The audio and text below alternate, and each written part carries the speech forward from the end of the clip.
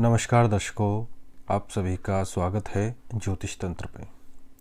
दर्शकों, आज हम चर्चा करने वाले हैं मार्च और अप्रैल का जो महीना है 2022 का, उसमें संतान प्राप्ति के लिए कौन कौन सी डेट होंगी। इन डेट्स का जो बेस है वो तिथियां हैं। तिथि मतलब शुक्ल पक्ष और कृष्ण पक्ष की जो तिथियां होती हैं वही इनका बेस है। इसमें हमने नक्षत्रों को इंक्लूड नहीं किया है, ठीक है। इसमें केवल तिथियां ही इंक्लूड करी गई हैं। यदि आप चाहते हैं कि भाई आप मार्च में ट्राई करें किसी भी संतान के लिए या अप्रैल में करें, बहुत से लोगों को प्रॉब्लम होती है कि वो डेट नहीं निकाल पाते, क्योंकि मेरे पास इतना समय नहीं होता है कि मैं आपको जो है डेट निकाल के दूं, ठीक है। तो मैंने आपसे बोल रखा, अगर मैं आपको पूरी जानकारी इस पे दे रहा हूँ, ठीक है। यदि फिर भी आप डेट नहीं निकाल पा रहे तो इसमें मेरा कोई दोष नहीं है। यदि फिर भी आप निकलवाना चाहते हो तो उसके लिए आपको कंसल्ट करना पड़ता है, क्योंकि मैं भी टाइम निकाल के जो है डेट वगैरह निकाल के देता हूँ, तो उसी के लिए जो है फीस होती है, ठीक है।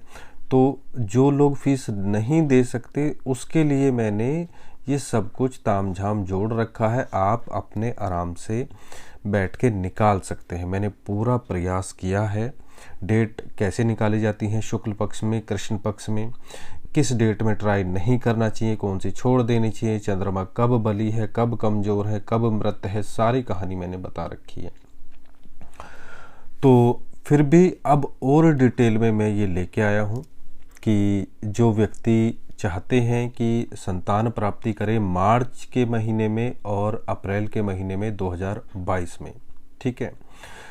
शर्त ये है कि ये केवल संतान प्राप्ति के लिए, ना कि पुत्र या पुत्री के लिए। कोई स्पेशल केस नहीं है, ठीक है। केवल संतान के लिए। पुत्र पुत्री का मैं कॉन्सेप्ट पहले ही बता चुका हूँ, समय समय पर वीडियो आती रहेंगी। आप ये समझ सकते हैं गर्भ धारण के लिए जो मार्च के महीने में और अप्रैल के महीने में जो डेट हैं उन्हीं के विषय में हम चर्चा करने वाले हैं। सबसे पहले मार्च के महीने को देखते हैं, क्योंकि फरवरी का महीना तो लगभग आधा चला गया है, तो उसकी तो डेट निकालने का कोई फ़ायदा नहीं है। 2 मार्च की अमावस्या है, ठीक है। 2 मार्च की अमावस्या है, तो उससे एक दिन पहले जो है ये चतुर्दशी है, ठीक है। चतुर्दशी को हमने पहले भी बताया हुआ, चतुर्दशी को ट्राई नहीं करते हैं, अमावस्या को भी ट्राई नहीं करते हैं और पूर्णिमा को भी ट्राई नहीं करते हैं।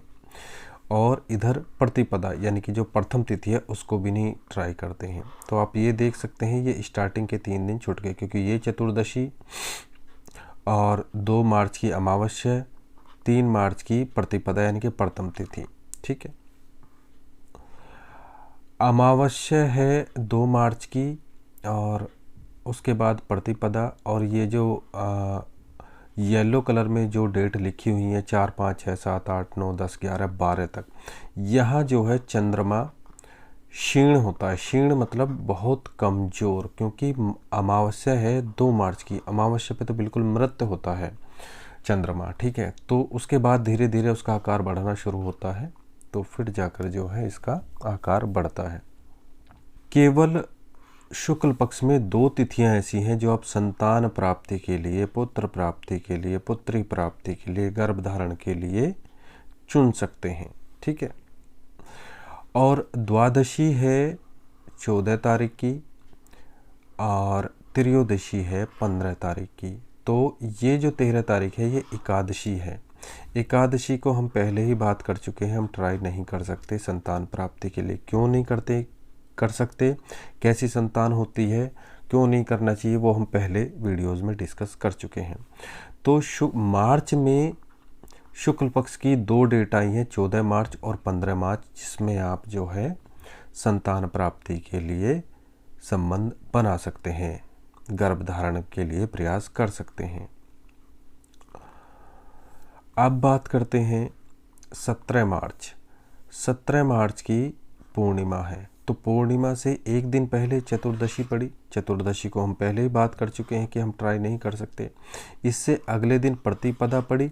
प्रतिपदा को भी हम पहले बात कर चुके हैं कि हम ट्राई नहीं कर सकते। अब आती है दूसरी तिथि, यानी कि द्वितीय तिथि, तृतीय तिथि, चतुर्थी और पंचमी। तो ये जो डेट आई है निकल के, ये किसकी है? कृष्ण पक्ष की, कृष्ण पक्ष की, ठीक है। क्योंकि जो 17 मार्च है, 17 मार्च की पूर्णिमा है और पूर्णिमा के बाद में कृष्ण पक्ष शुरू हो जाता है, ठीक है। पूर्णिमा से ही कृष्ण पक्ष शुरू हो जाता है। तो आपने देखा कि कृष्ण पक्ष में 4 डेट हमारी निकल जाती हैं और शुक्ल पक्ष में केवल 2 डेट निकलती हैं। जो यूट्यूब पे हवा फैला रखा है कि पुत्र होगा वो होगा, केवल शुक्ल पक्ष में लोगों ने ऐसा फैला रखा है। अब आप यहाँ पे देख सकते हो केवल 2 ही डेट होती हैं संतान प्राप्ति के लिए। अच्छी संतान, संतान का मतलब ये नहीं कि कोई भी संतान, अच्छी संतान के लिए केवल शुक्ल पक्ष में 2 ही तिथि हैं, द्वादशी और त्रयोदशी। और कृष्ण पक्ष में 4 तिथियां हैं जिनमें हम ट्राई कर सकते हैं। कौन सी तिथियां हैं? द्वितीय, तृतीय, चतुर्थी और पंचमी, ठीक है। ये 4 तिथियां जिसमें हम अच्छी संतान प्राप्त कर सकते हैं।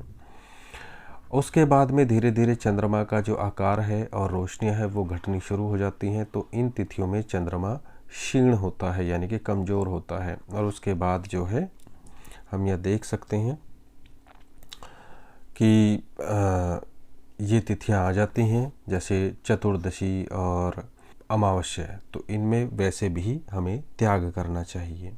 अब बात करते, हम यहाँ पे बात की है संतान प्राप्ति के लिए 14 मार्च, 15 मार्च, 19 मार्च, 20 मार्च, 21 मार्च और 22 मार्च निकल के आ चुके हैं। यदि आप मार्च में 2022 के मार्च में प्लानिंग कर रहे हो तो ये कुल मिलाकर 6 डेट निकल के आई हैं, इनमें आप ट्राई कर सकते हो। पुत्र और पुत्री की कोई शर्त नहीं है। आप कुंडली में भी अपने योग चेक करा सकते हैं, पुत्र के योग हैं या पुत्री के योग हैं।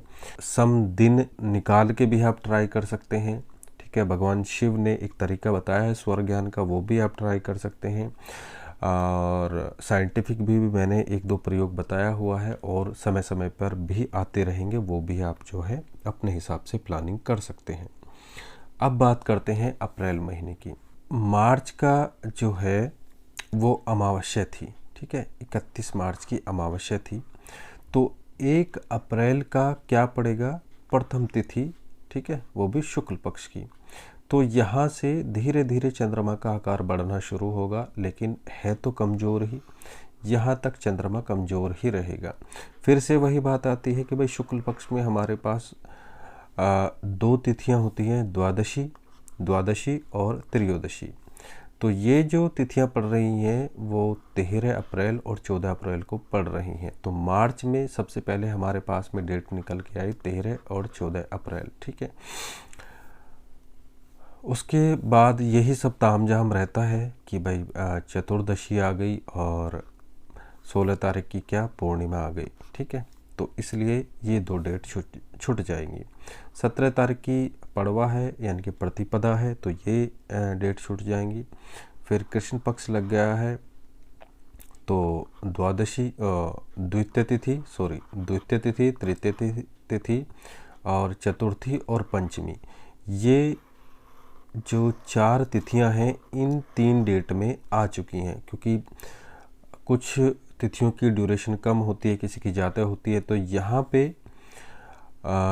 ये द्वितीय तिथि, तृतीय तिथि, चतुर्थी और पंचमी इन डेट को आ गई हैं 18, 19 और 20 को। ये 4 तिथियां इन 3 दिनों में ही सिमट कर रह गई हैं। उसके बाद अप्रैल में कोई भी ऐसी डेट नहीं है जो आप एक अच्छी संतान के लिए ट्राई कर सकें। वैसे तो लोग कभी भी कर लेते हैं, लेकिन अगर आपको अच्छी संतान चाहिए तो यही है, ठीक है। तो अब जो हमारे पास डेट आई, पहले आई 13, 14 अप्रैल, उसके बाद आई 18, 19 और 20 अप्रैल। यहाँ मैंने केवल तिथि और पक्ष को इंक्लूड किया है, नक्षत्र मैंने इंक्लूड नहीं किया है। अगर मैंने इसमें नक्षत्र भी इंक्लूड कर दिए तो पूरे महीने में मुश्किल से 2 या 3 दिन ही निकलेंगे, 2 या 3 डेट ही निकल के आएंगी एक बहुत अच्छी संतान के लिए, ठीक है। तो आशा करता हूँ ये जानकारी आपको पसंद आई होगी। आप ऐसे ही ज्ञानवर्धक जानकारियों के लिए इस चैनल को सब्सक्राइब भी कर सकते हैं। अंत में विदा लेते हैं। नमस्कार।